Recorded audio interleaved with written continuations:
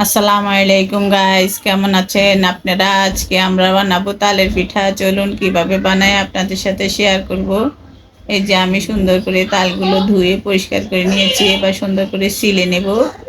এই যে সিলে নিলাম, নিয়ে আটিগুলো আলাদা আলাদা করে ফেলতেছি। একটা তালে দুই তিনটা আটি হয়, কোনো কোনো তালে দুইটা হয়, আবার কোনো কোনো তালে তিনটা হয়। এবার একটা একটা করে আটি আমি একটু পানি নিয়ে চিপে নিয়েছি, আটিগুলো ফেলে দিয়েছি। এই যে এবার আমি একটু তাল আলাদা করে নিয়েছি, নিয়ে নারকেল কোরানো দিলাম, দিয়ে চালের গুঁড়া দিব, চিনি দিলাম 1 কাপ, চালের গুঁড়া দিলাম 1 কাপ, আরো আধা কাপ দিব। এই যে আরো আধা কাপ দিলাম, দিয়ে এবার আমি লবণ দিব।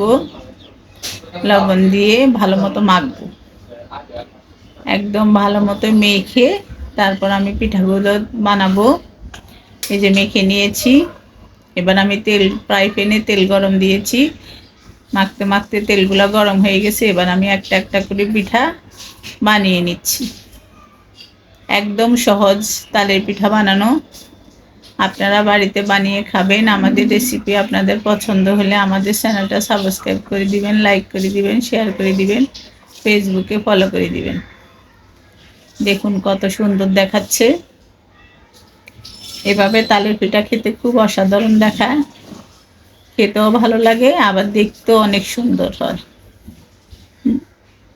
এই যে আমি একটু খেলাম, খুব মজা হয়েছে। আপনারা বাড়িতে বানিয়ে খাবেন। আর যে যেখানে আছেন সুস্থ থাকেন, ভালো থাকেন, আর আমাদের জন্য দোয়া করবেন যেন আমরা আরো ভালো ভালো রেসিপি দিতে পারি।